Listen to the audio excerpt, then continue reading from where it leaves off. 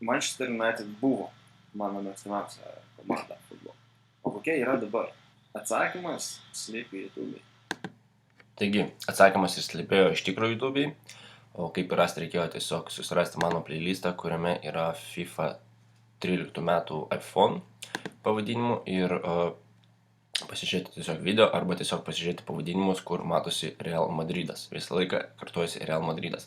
Tai reiškia, tai ir yra dabartinė mano mėgstamiausia komanda. O jeigu paėmus žaidėją, tai būtų tikrai ne Ronaldo. Nors jis labai geras yra, mano mėgstamiausias žaidėjas yra Iker Casillas, tai yra vartininkas. Gerai, galim pradėti naują pamoką ir prieš tai padarant, aš noriu pasveikinti Tautvydą R, nes jis buvo pirmasis, kuris teisingai atsakė. Nors iš tikrųjų labai daug visokių įvairiausių atsakymų buvo, bet kaip jau sakiau, atsakymas slypi YouTube'ai, turbūt ne visi ten pasižiūrėt. Taigi Tautvydai, esi šaunuolis, sveikinu, tu buvai pirmas ir teisingai atsakėjai. Gerai, judam prie pamokos.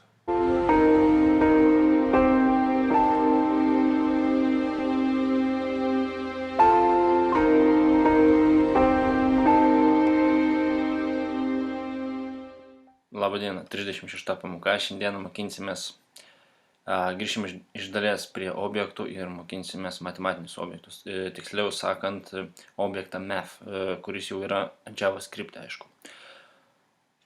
Kaip man per darbą. Visų pirma, tai aš parodysiu, kaip jis atrodo, aišku, tai tiesiog iškart galima pasirašyti document write. Ir čia įsivesti, jisai atrodys taip. Tiesiog math ir jam priskirsim metodą kokį nors, tai yra, tarkim, pi, na, kaip pavyzdį. Kas yra pi, turbūt žino, 3,14, ten labai daug skaičių visokių. Jeigu aš neklystu, taip, 3,14, ten 1,59, bla. Čia yra vienas tik tais iš daugelio pavyzdžių ir iš tikrųjų, na, jų yra daugybė, gali pasižiūrėti internete. Ir dabar kaip tą daiktą pritaikyti? Na, tiesiog imam ir einam prie reikalą. Pirmiausia, susikurkime kintamai. Pavadinkime, tarkim,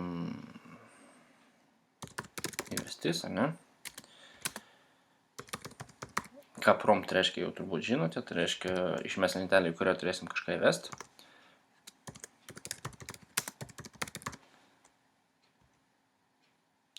Ne numerį, sakyčiau, skaičių.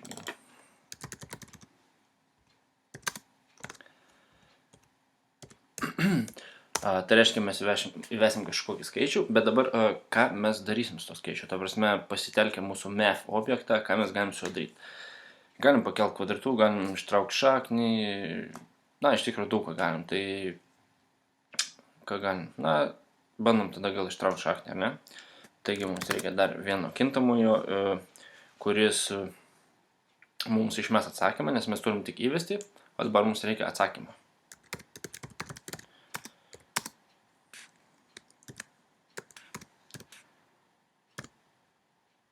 Dabar kaip atrodys tas šaknies traukimas. Šaknies traukimas yra SQRT. SQRT, tai yra, bijau suklysti sakydamas, nes yra toks vienas labai negražus žodis. Tai tebūnė SQRT. Jei mums čia į vidų reikia įrašyti, ką mums atvaizduos. Ta prasme, ne ką atvaizduos, o iš ko trauk šaknį, tiksliau, atsiprašau. Tai yra mūsų objektas, tai yra ką objektas veiks ir čia turime įvesti būtent tą skaičių, iš kurio tai darys. Ta prasme, na, jeigu aš, pavyzdžiui, 104 įvešiu, tai būtent iš šito skaičių trauktų. Bet kadangi mes prašom įvesti mūsų vartotojo, ta prasme, kuris bus prisijungęs su šito kintamuoju, tai mums būtent čia įvedus skaičių, jis konvertuosis ir taps šito kintamuoju. Taigi būtent mums reikia šito kintamojo įvestis ir būtent tą skaičių, kurį įvesime, iš jo ir trauks šaknį. Na ir aišku, mums reikia dabar visą tai atvaizduoti, o kaip mums visą tai atvaizduoti? Galima, aišku, document write, bet kadangi išmes lentelį, kurioje mes įrašysim kažką, tai greičiausiai padarykime taip, kad būtent išmestų antrą lentelę ir parašytų atsakymą.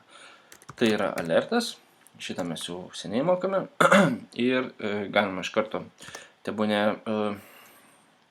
šaknis iš skaičiaus. Ir čia įvesime būtent tai, ką mes, ką useris mūsų įves kokį skaičių, tai mums reikia jo būtent, tai nes šaknis iš skaičiaus, kokio skaičiaus, tai būtent tokio, kokio mes įvesime, tai bus čia. Šaknis iš to skaičiaus yra ir tada mūsų atsakymas.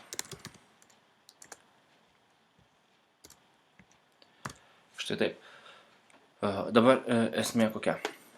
Mums išmes lentelę, kuri prašys įvesti skaičių. Kurį skaičių mes įvesime, tas būtent skaičius taps kintamu įvestys.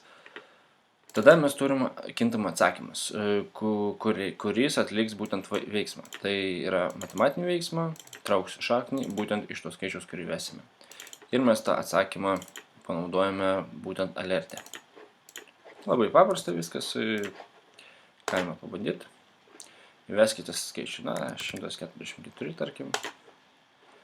Ir šaknis iš skaičiaus 144 yra 12.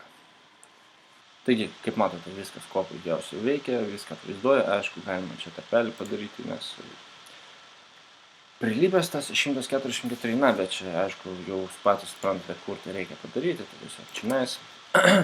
Ir, kaip matote, viskas labai paprasta, matematinis veiksmas atliktas, būtent panaudojus įvestis ir išvestis.